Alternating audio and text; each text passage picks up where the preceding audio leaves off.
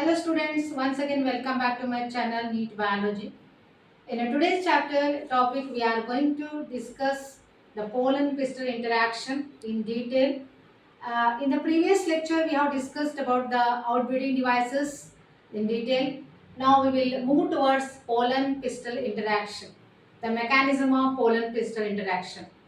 So we know that all pollination does not result in fertilization. Do you know why? Because it's all the fertilization, pollination does not result in fertilization. Not all. Why? It all depends upon the type of the pollen that is shedding on the stigma. What does it mean? Here you can see the pollen of compatible I wrote and the pollen of incompatible. Compatible means matchable. Means in other words, compatible means right type of, that is right type of pollen should fall on the stigma of a same flower, same species.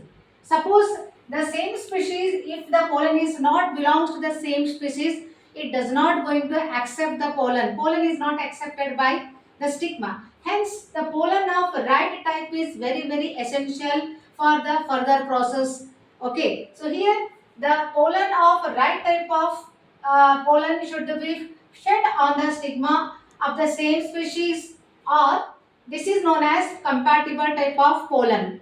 Compatible means right type of pollen should fall or shed on the stigma. And second one is if the pollen is not belongs to the compatible type, or if it is of incompatible, which is a wrong type, which is of a wrong type. What does it mean? Wrong type means the pollen is not belongs to the same species, or in other word, pollen not only it is same species it belongs to, and it also incompatible. It is totally, it is if it is belongs to the same species also, it is of incompatible. It is not matchable. Hence, incompatible type of pollen is not accepted by the stigma of the same species. Okay. So these are the two conditions for the acceptance of the pollen and rejection of the pollen. Okay. So stigma has the ability, see here the stigma has the ability to recognize the right type of pollen. Okay. It has the ability. So it will accept unless and until it analyze or it recognize the pollen, whether the pollen is belongs to the same species or different species. That depends upon the acceptance or recognition of the pollen by the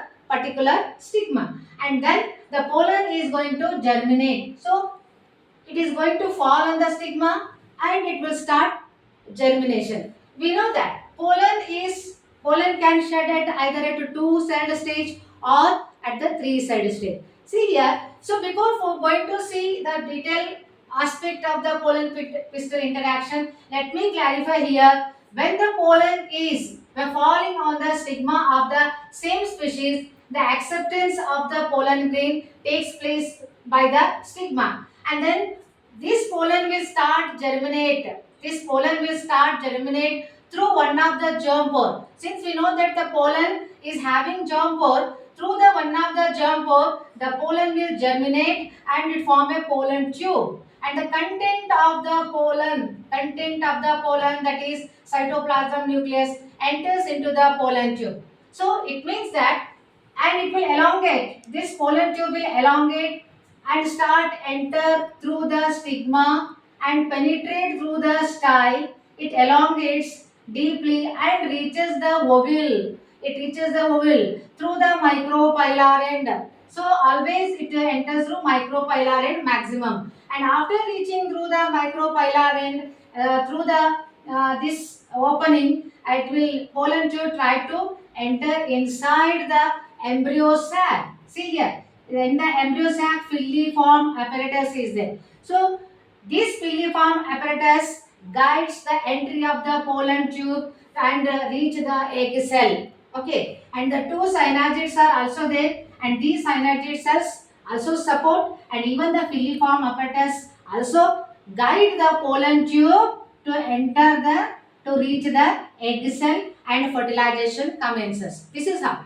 And here 2 points I want to concentrate here. It is given in our NCERT. What is that? So if the pollen is shedding at a 2-celled stage, See, there are two conditions. One is pollen is shedding at either at 2-celled stage or 3-celled stage. What happens if the pollen is shedding at 2-celled stage? So 2-celled stage means what? The pollen is having two cells. One is vegetative and other is generative. So generative cell means vegetative generative cell. So this condition is called 2-celled stage. 2-celled stage. So this is going to produce the pollen tube and penetrates the style. And what happens if the pollen already it is at a 3-celled stage? If it is at 3-celled stage, 3-celled means what? One is vegetative, second one is generative, and through the generative cell, the nucleus divide and mitotically, and it forms two male gametes, and forming the content of this generative cell enters into the pollen tube, and thus it forms 3-celled stage. 1, 2, 3. Thus, at 3-celled stage, two gametes are produced, and this pollen tube carry two male gametes, and it carries towards the embryo sac for the further process, that is post fertilization events. So this is how the pollen-pistil interaction takes place after pollination. If it is of right type of pollen, that will accepted by the stigma, and it is all depends upon the chemicals. It is seen that the chemical released by the pollen as well as the pistil also very important to undergo the further process. That is, the chemicals are also very important, secreted by the pollen and stigma for the further fertilization, further process. And here one more point I have to highlight. It is not mentioned in our reader, but it is very important from the exam point of view. So for the elongation of the pollen tube, for the penetration of the pollen tube through the style, there is one element or the mineral known as boron. This boron also enhances the growth of the pollen tube to reach the embryo sac or the ovule. So this is how the chemicals are very important released by the pollen and the stigma. The dialogue is going to taking place between the pollen as well as stigma, and that enhances the growth of the pollen tube along with the pora. So this is how the pollen-pistil interaction completes in an angiospermic flower. Here the definition I wrote. So what is a pollen-pistil interaction? If the question arises, then how you are going to define? The definition goes like this. All the events, what are the events you know? Shedding of pollen grain on the stigma, and then dialogue between the pollen and stigma, then the germination of the pollen tube, then penetration of the pollen tube and reaching the embryo sac. All the events from landing of pollen on the stigma until it enters the ovule. Together all these events are known as pollen-pistil interaction. Okay, so this is all about the pollen-pistil interaction, the mechanism. With this explanation, I stop here only. Students, if you have followed my explanation, please subscribe my channel, and the rest of the topic we will continue in the next video.